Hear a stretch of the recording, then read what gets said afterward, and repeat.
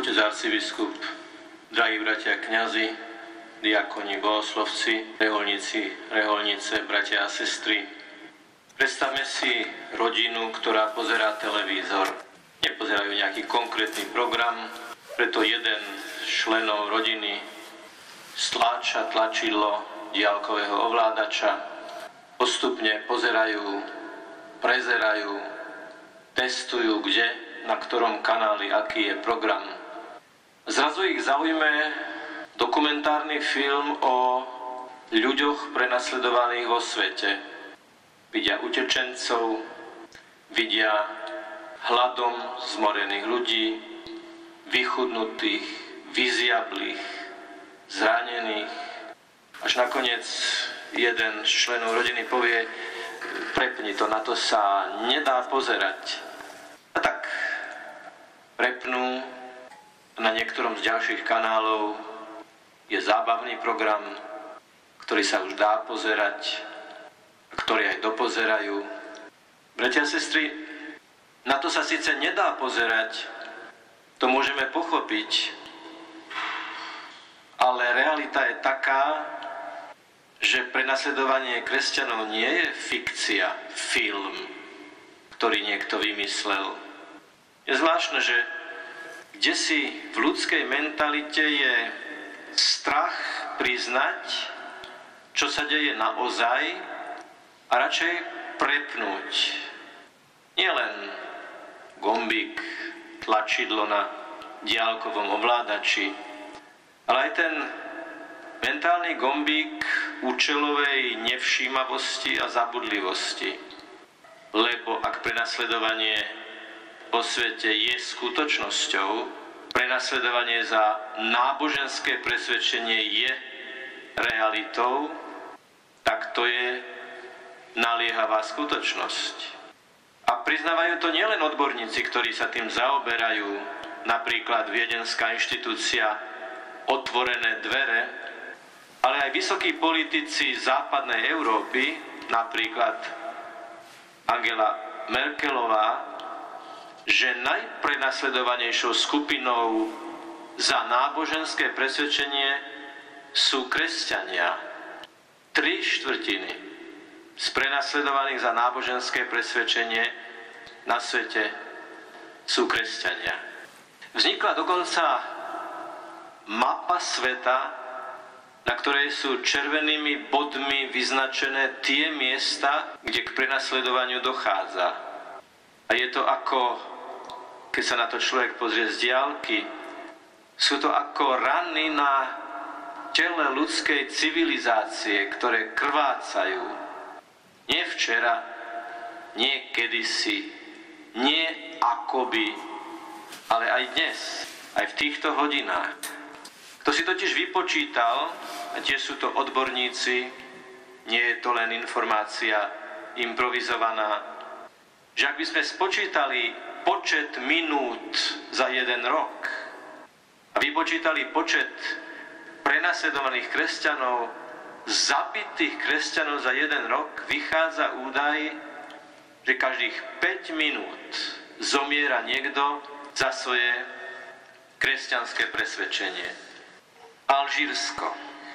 Príkaz zavrieť 7 kresťanských putnických miest. Egypt. Stavať kostoly sa môžu len s prezidentským povolením. Kresťanské kostoly. Líbia, kde šária zakáže evangelizáciu a je trest smrti za kritiku islamu a konverziu na iné náboženské presvedčenie. V Somálsku je každý náboženský úkon okrem islamu zakázaný. Jeden kresťanský chlapec, 17-ročný, bol pred niekoľkými rokmi unesený a sťatý. V Sudáne, ešte sa na to pamätáme, v roku 2014 Miriam Jehia Ibrahim, 27-ročná tehotná matka, bola odsúdená na smrť, pretože vyznávala kresťanskú vieru, napriek tomu, že jej otec bol moslim. V Afganistane je konverzia na kresťanstvo stále trestaná smrťou. V v Saudskej Arábii je zakázané kresťanské náboženstvo a vlastnenie Biblie sa pokladá za trestný čin. V Severnej Kórei ateistická diktatúra zakazuje akúkoľvek príslušnosť ku kresťanom. V roku 2015 medzi 50 až 70 tisíc kresťanov boli uväznení a doživotne poslaní do pracovných táborov. V Iráne istý kňaz Jusef Nadarkami sa narodil z moslimských rodičov, tiež čelí prenasledovaniu a trestu smrti. V Pakistane je tiež veľký silný tlak proti kresťanom a tiež sú ohrození trestom smrti. A skončíme v Pakistane, kde vláda tlačí na mobilných operátorov, aby zariadili, aby sa ani cez SMS-ky nesmelo posielať slovo Ježiš Kristus. Predstaviteľ tamojšej biskupskej konferencie a vyjadril na pokus o takéto zákonné opatrenie protest.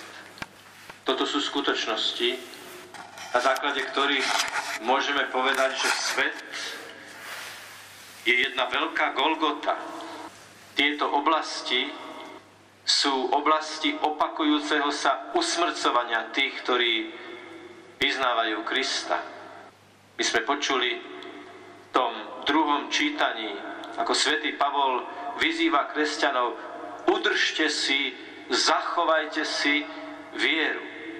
A na základe týchto príkladov vidíme, že je to v mnohých častiach sveta veľmi náročné a aj keby sme prepínali akékoľvek tlačidlá, táto realita je skutočnosťou. Za niekoľko chvíľ budeme vzdávať úctu Svätému krížu.